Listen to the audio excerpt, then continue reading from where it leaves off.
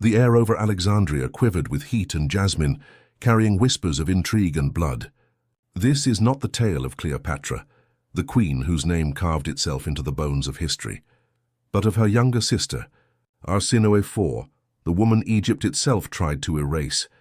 She was born into the gilded rot of the Ptolemaic dynasty, where gold masked decay and every smile concealed a blade. The royal palace was both paradise and prison, walls of marble echoing with laughter and murder alike.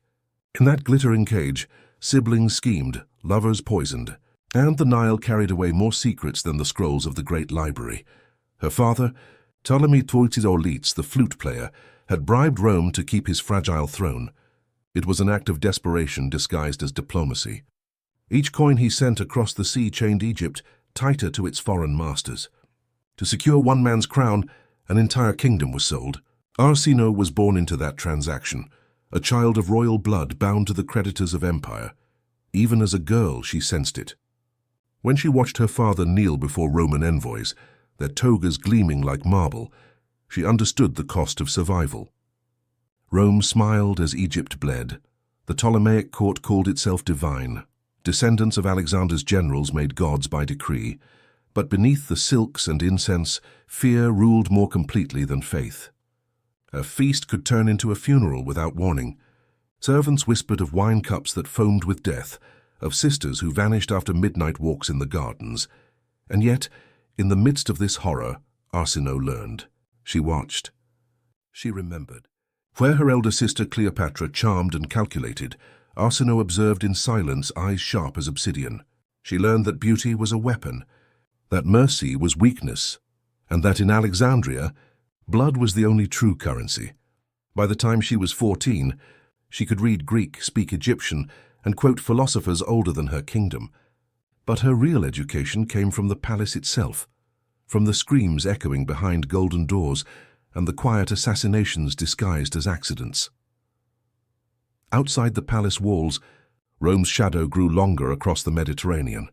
Inside, the dynasty devoured itself, one royal corpse at a time, and in the center of it all, the young Arsinoe watched her sister's star rise, dazzling, ambitious, merciless, and felt the first cold tremor of a destiny she had not chosen.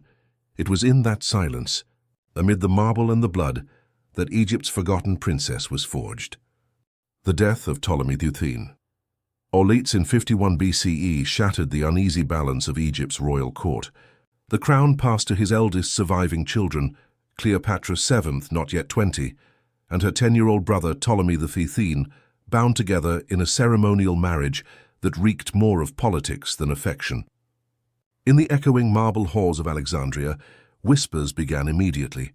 A young queen with too much ambition, a boy king easily swayed by courtiers, and a teenage princess, Arsinoe, quietly observing the unraveling of her family's dynasty. Arsinoe, still in her mid-teens, was a spare princess, and in the Ptolemaic world, spare was another word for disposable. She watched as her sister fought not only for power, but for survival. Cleopatra's intelligence was razor-sharp, her beauty weaponized, yet even she could not outmaneuver the venomous officials surrounding the boy king. Within months, Cleopatra was outmaneuvered, stripped of her position, and driven into exile, the deserts of Syria swallowing her pride, but not her will. The palace that remained became a fortress of treachery.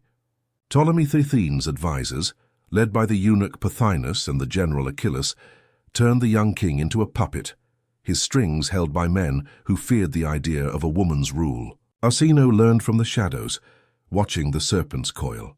She saw what her sister had not, that Egypt was no longer master of its fate. The shadow of Rome stretched across the Nile, growing longer with every debt unpaid. Then came the storm. In 48 BCE, a Roman fleet appeared on the horizon, not as conquerors but as arbiters of Egypt's chaos. At its helm stood Julius Caesar, conqueror of Gaul, a man whose presence changed the course of empires. Officially, he came to mediate the royal dispute. In truth, he came to claim Egypt's wealth for Rome. Cleopatra, exiled but unbroken, saw her chance. Legend says she was smuggled into Caesar's chambers, rolled inside a carpet, a tale half myth, half masterpiece of manipulation. When the fabric unfurled, so did Egypt's fate. From that moment, the Ptolemaic dynasty ceased to belong to Egypt. It became a Roman game board, and every piece, king, queen, and princess, was expendable. Arsinoe, the quiet observer, felt the tides shift. The empire's hand had reached into her homeland, and she knew the storm was far from over. Her time to act and to fight which was coming. The streets of Alexandria burned with fury. Roman banners flapped above the marble rooftops, and the people, once proud of their pharaohs, spat at the sight of foreign soldiers marching through their sacred city. In the midst of this chaos, Arsinoe IV, barely 20, slipped out from the royal palace with her guardian, the eunuch Ganymedes. Beneath the black smoke and torchlight, Egypt's forgotten princess became something far more dangerous, a symbol. To the citizens, she was not the sister of Cleopatra, nor the pawn of Rome. She was Egypt itself, uncorrupted, defiant, divine. Soldiers knelt before her and called her Basileia, their true queen. And Ganymedes, shrewd and ruthless, became her strategist, shaping a resistance that would soon bring Julius Caesar, the most feared man in the world, to his knees. The Alexandrian War did not unfold on open plains, but within the veins of the city itself. Narrow alleys became battlegrounds, and every house a fortress. From the heights of the Pharos lighthouse, smoke twisted into the heavens, carrying the scent of burning oil and blood. Arsinoe moved among her fighters, her robe torn and ash-streaked, her voice calm amid screams. She was no longer the quiet girl of the palace. She was the fire that refused to die. Caesar, trapped in the royal quarter, underestimated her. He had conquered Gaul, crushed kings and broken empires, but now found himself besieged by a teenage queen and her ragged army. His water supply was cut, his soldiers starved, and his pride blistered. The Romans called her the Serpent of Alexandria.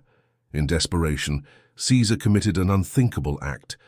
He ordered the burning of his own fleet to prevent its capture, a wall of fire rising from the harbor, devouring the docks, and consuming scrolls of the Great Library of Alexandria. The knowledge of centuries vanished into smoke that night, a sacrifice to Caesar's survival. For a fleeting moment, the unthinkable happened. Rome trembled. Caesar, the man who ruled the world, nearly fell at the hands of a girl history had tried to forget. But fire, once unleashed, devours everything. The same flames that lit Arsinoe's triumph would soon expose her to betrayal and ruin. Yet in that brief blaze of defiance, she became immortal. The teenage queen who defied the world's greatest empire, if only for a heartbeat of history. Victory had burned brightly and briefly. In the early months of 47 BCE, the war for Egypt's soul began to crumble from within. What had once been a united resistance, forged under Arsinoe's fierce resolve, now began to rot under the silent influence of Roman gold. Caesar understood the nature of men. Loyalty could be bought and honor could be poisoned. Whispers spread through the Egyptian camp, of secret payments, of broken oaths, of treachery disguised as strategy. Commanders who once saluted Arsinoe now hesitated. The same soldiers who had bled for her began to question whether victory was worth dying for. Rome's corruption seeped like venom through every rank. Then Caesar unleashed his most insidious move. He freed Ptolemy XIII, Arsinoe's younger brother, a child king easily molded by manipulation. It was a brilliant cruelty. Caesar knew Egypt would never unite under a woman's command, while a male heir still lived. The moment Ptolemy returned to the field, the army split, brother against sister, general against general, all while Rome sharpened its blades in the background. Arsinoe felt the fracture like a wound. The banners that once flew together now faced each other across the Nile's shimmering waters. In her tent, she stood before the map of her homeland, the ink of her ambitions running under the damp night air. She had fought like a queen, but she was about to lose like a human. The Battle of the Nile was chaos made flesh. Roman ships, sleek and black, surged upriver while Egyptian war chariots thundered along the banks. The river turned crimson with the dead. Arrows screamed overhead like the voices of the gods. Caesar's reinforcements, fresh, disciplined and merciless, cut through the exhausted Egyptian lines. In the confusion, Ptolemy XIII fled. His golden armor, symbol of royal pride, became his doom. Weighted down, he stumbled into the Nile, thrashing in the current until the water swallowed him whole. The boy king who had divided Egypt was now a corpse claimed by the river he sought to rule. Arsinoe's banners fell one by one. Surrounded by the remnants of her shattered guard, she fought to the last moment before capture. When the Roman soldiers seized her, they did not find a frightened girl, but a queen staring defiantly into the smoke-filled sky. Bound in chains, her once bright robes torn and stained, Arsinoe IV, the teenage queen who had defied the world's greatest empire, was dragged from the battlefield. Her war was over. But her story was far from finished. Rome had conquered the world, and now it demanded spectacle. In the spring of 46 BCE, Julius Caesar returned to the Eternal City to celebrate his 4 great triumphs over Gaul, Pontus, Africa, and finally, Egypt. The streets of Rome became a theater of power, drenched in banners, gold and blood. For the Romans, this was not just victory, it was vengeance dressed as ceremony. But amid the exotic beasts, wagons of treasure, and chained captives, one figure silenced the crowd. Arsinoe IV, the last defiant queen of Egypt, was forced to walk the Via Sacra barefoot, shackled in heavy golden chains meant to mock the wealth of her dynasty. Her silk robe, embroidered with lapis and turquoise, shimmered under the sun like a cruel parody of her former glory. Trumpets blared. The crowd jeered. Yet as Arsinoe passed, the noise began to fade. She did not cry. She did not bow. She held her head high, her face calm and proud, a queen even in captivity. Rome had seen kings dragged through the streets before, but never a woman like her. So young, so composed, so unbroken. The people, accustomed to cheering their conquerors, fell silent. Some even lowered their eyes. There was something unsettling about her dignity, something that made Caesar's triumph feel less like glory and more like cruelty. Watching from his gilded chariot, Caesar felt the crowd shift. He could not risk the spark of sympathy that glimmered among his citizens. He needed the queen to live, not as a martyr, but as a reminder, a living warning of what defiance cost. So, while her loyal guardian Ganymedes was executed, Arsinoe's life was spared. But mercy in Rome was rarely merciful. Instead of freedom, she was condemned to exile at the Temple of Artemis in Ephesus, one of the most sacred places in the Greek world. The temple was vast, marble pillars gleaming under the Anatolian sun, but for Arsinoe it was only another prison, a gilded cage dressed in holiness. From her chamber, she could hear pilgrims praying to the goddess of the hunt while guards whispered outside her door. The air smelled of incense and captivity. She had traded one empire's cruelty for another's silence. Still, even in chains, Arsinoe's spirit refused to die. The Romans could strip her crown, her army, and her freedom, but not her fire. The teenage queen who had once forced Caesar to burn his own ships was now caged by his mercy, and Rome, unknowingly, had just created a legend. The Temple of Artemis rose like a marble dream above the Anatolian plains, colossal, dazzling and cold. Its pillars glowed white under the sun, but for Arsinoe IV it was not a temple. It was a cage carved by the gods themselves. Here, under divine protection, she lived a life of exile.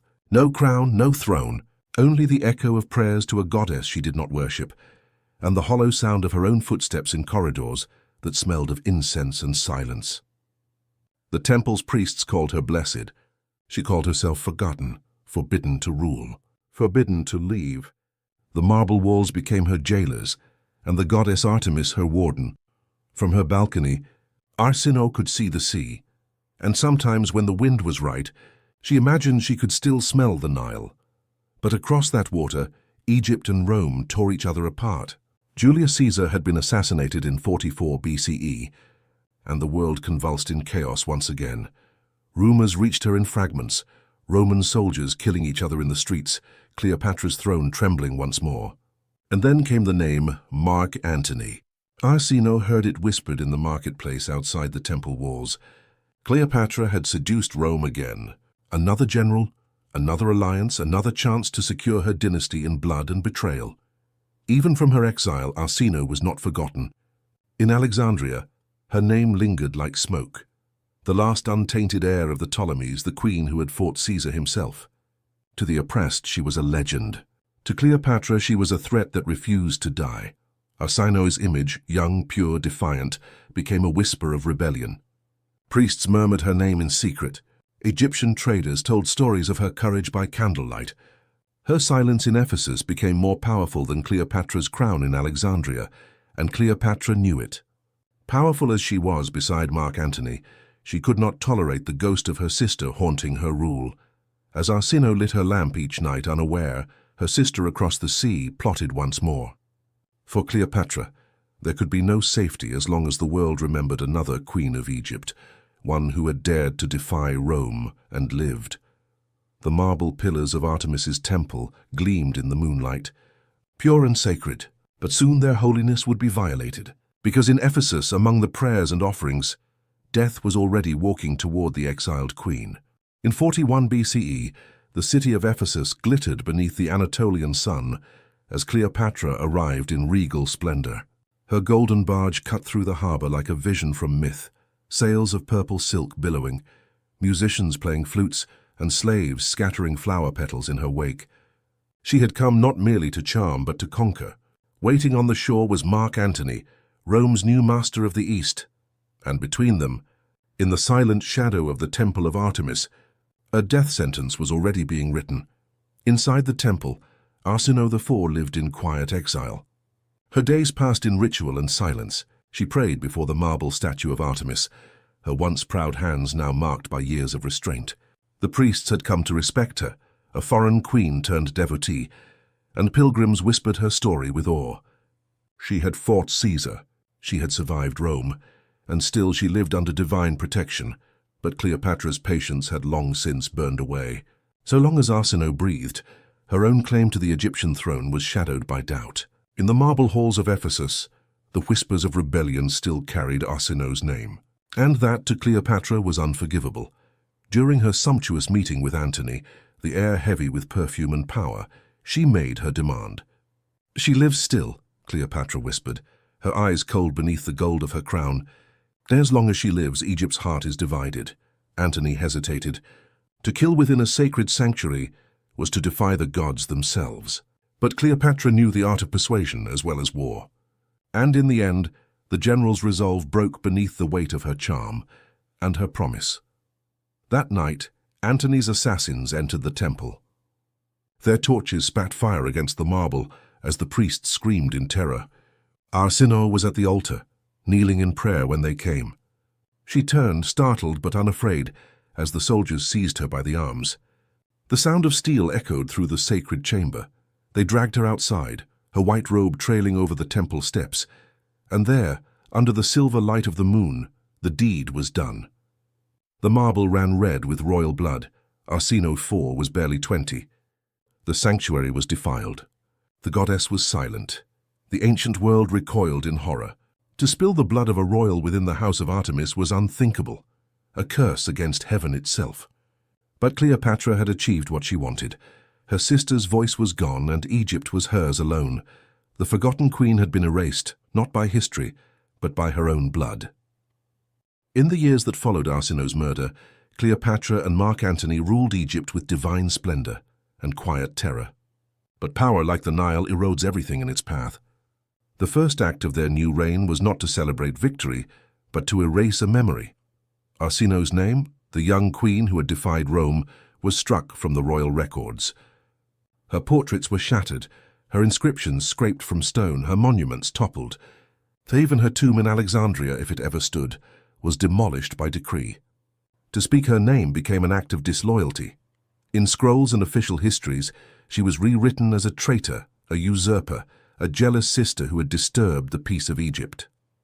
But in the hidden corners of temples and among the whispers of the common people, the truth lingered, faint as incense but unforgotten. Centuries turned. Empires rose and fell. Rome itself crumbled into dust. And the story of Arsinoe IV, the girl queen who had once forced Julius Caesar to his knees, became nothing more than a ghost in the chronicles of antiquity. Then, nearly 2,000 years later, the silence cracked. In 1929, a team of Austrian archaeologists digging near Ephesus unearthed something extraordinary, an octagonal tomb unlike any other. It stood defiant amid the Greek ruins, its structure echoing the geometric patterns of Egyptian architecture. Inside, beneath layers of dust, they found the remains of a young woman entombed with royal precision. Some believed it was Arsinoe IV. the murdered sister, the forgotten queen. The girl who had lived in the shadow of Cleopatra's glory and died beneath her orders. For decades, scholars argued. Skeptics pointed to dating inconsistencies, to cultural mismatches, to missing evidence. Others, however, felt the tomb itself, its location, its design, its quiet defiance, was proof enough. Even if the bones inside could not speak, the architecture did. It was a monument to resistance, built in the style of the world Arsinoe had loved and lost. Modern forensics would later debate her identity. But that debate misses the greater truth, that her story refused to die. Arsinoe IV was a warrior, a symbol, and a warning, the echo of what power fears most, a woman who could not be erased. She fought Rome, defied a goddess, and outlived her killers in memory.